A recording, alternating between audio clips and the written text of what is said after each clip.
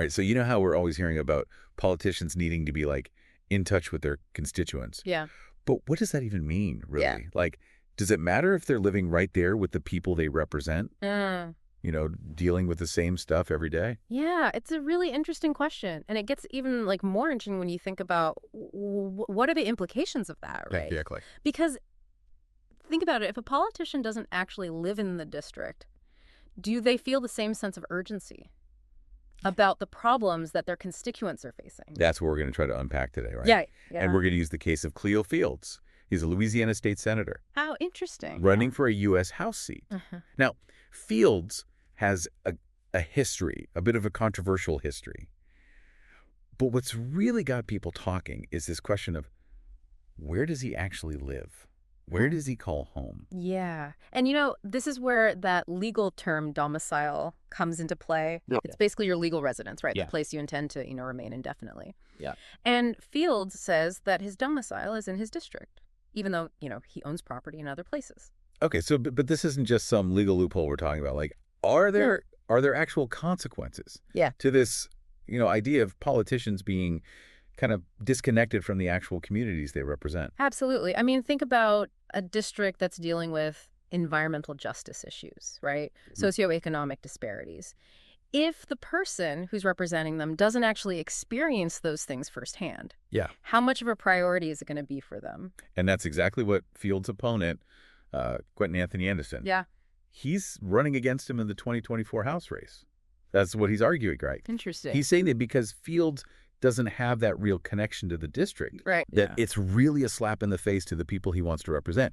And he's not just talking about, some abstract political difference. It's the day-to-day realities of these communities, right? We're talking about a district that's been historically marginalized, dealing with, environmental racism, poverty. And that's where, this whole thing gets really interesting, because you have to ask yourself, if a politician isn't directly impacted by the decisions that they're making, if it's not their family breathing that air or their kids going to those schools, are they more likely to just make deals that benefit themselves? Right. Even if it means their constituents are the ones who end up, getting the short end of the stick. It's kind of a cynical way to look at it, but is it that far-fetched? Like, we've all seen politicians make promises that they don't keep. Oh, yeah. But then when you add on this extra layer of distance, right, this lack of shared experience, it really makes you wonder, did they ever really intend to keep those promises in the first place? Right, because it's like the stakes are lower for them, Right. If the factory that's polluting the water isn't in their backyard, or if their kids aren't the ones going to the underfunded schools, it's easy to just kind of brush it off, Yeah. To put political expediency over the well-being of the people they're supposed to be representing. Okay, so let's talk about Cleo Fields specifically. Yeah. So he's got this long history in Louisiana politics, right? Yeah. He served in Congress, now he's in the state Senate. But there's always been this kind of cloud of controversy around him. Right. And this new congressional district that he's running in, the 6th, it's got a lot of historical baggage too. Oh, really? Yeah, it was specifically redrawn to try to address the history of Black voter disenfranchisement in Louisiana. It's supposed to be like a fresh start, a chance to finally have, leadership that actually represents the people. Okay, so you've got this district that's been historically underserved. They're yearning for a leader who truly understands what they're going through. Yeah. And then you have Cleo Fields, this guy who's been accused of being out of touch with his constituents for years, running for office in a district that he may not even live in. And this isn't just about Fields, right? Right. This is playing out all over the country. Yeah. Voters in districts that are facing huge challenges, environmental, economic, social, they're all looking at their leaders and asking the same question. Are you really one of us? Right. Do you even care about what happens here? Yeah, it's like that saying, if you're not at the table, you're on the menu. Right. And in this case, if you're not living with the consequences of your decisions as a politician, are you really representing the people you're supposed to be serving? Or are you just, playing a role? Yeah, that's the million-dollar question, isn't it? It is. And it gets even more complicated when you consider Fields' history. It really makes you wonder about their motivations, are these politicians really committed to serving the people? Or are they more interested in, the perks that come with holding office? Right. Because if you're living in a totally different world than the people you're representing, it's easy to get detached from their problems. Right. Their struggles become like these abstract issues to you instead of, lived realities. Yeah, and that detachment, like that disconnect, that can have real consequences, don't you think? Like we were talking about before, if a politician doesn't have to worry about breathing that polluted air, right, or sending their kids to those same rundown schools, right, are they really going to fight as hard for those issues? Yeah. Or are they more likely to just cut a deal? Yeah. Compromise their constituents' needs for some other agenda? It's a slippery slope for sure. Yeah. And it gets to the heart of what representation is supposed to be about. It's not just about casting votes or showing up for a ribbon-cutting ceremony.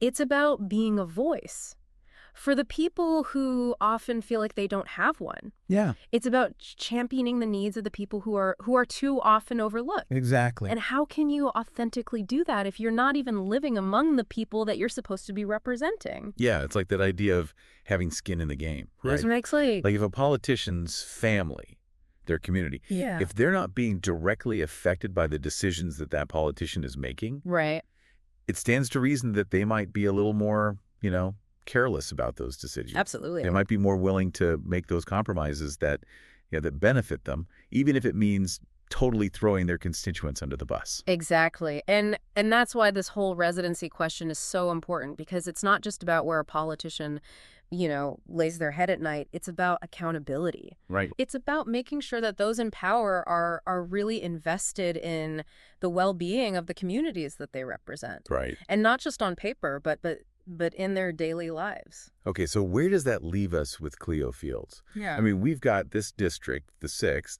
that's been historically marginalized. Like, they are desperate for a leader who actually understands their struggles. Right. And then we have Fields, who seems to be like the embodiment of everything we've been talking about. Yeah. A politician who may not even live in the district he wants to represent. Yeah. And who has this history of, questionable dealings. Right. And let's not forget about that FBI video from the 90s, the one where Fields is, accepting a wad of cash from former Governor Edwin Edwards. Oh, right. Now, to be fair, Fields was never actually charged with any wrongdoing in that case. Right. But it definitely makes you wonder about his judgment. Yeah. And in light of everything else we've been talking about, it just feeds into this narrative of a politician who might be more interested in self-preservation than in actually serving his constituents. It's like, what message does that send to the voters? Exactly. If you're willing to, accept a briefcase full of cash, under those circumstances, are you really going to be a champion for transparency and accountability once you're in office? It erodes trust, right? Yeah. And trust is the foundation of any healthy relationship, whether we're talking about, our personal lives or the way our political system works. Right. And once that trust is broken, it's really hard to rebuild. And that's the challenge that Cleo Fields is facing in this election. He's asking voters to trust him, right, to believe that he has their best interests at heart, even with all of this, evidence to the contrary. And this isn't just about Cleo Fields, is it? Right. I mean, this is like a pattern we've seen play out over and over again in American politics. Right. Politicians who are much more interested in, climbing that ladder of power than they are in actually serving the needs of their constituents. It's a systemic problem, for sure. And there are a lot of things that contribute to it. Right. Money in politics, gerrymandering, the decline of local journalism. But at the end of the day, it comes down to us, the voters. We have the power to demand better from our elected officials. It's easy to feel powerless in all of this, though. Right. Like, our vote doesn't really matter. I get that. I really do. But we can't just give up and be apathetic. We have to believe that our voices matter, that we can make a difference. Yeah. Because the alternative is just letting cynicism and disillusionment win. And we can't let that happen. So what do we do? Like, how do we even start to change this dynamic? Yeah. How do we make sure that our elected officials are truly accountable to the people that they represent? It feels impossible, right? Like, how can we, as just like regular voters, actually make that happen? Well, it starts by understanding the power we do have. And I know it sounds kind of cliche, but information really is power.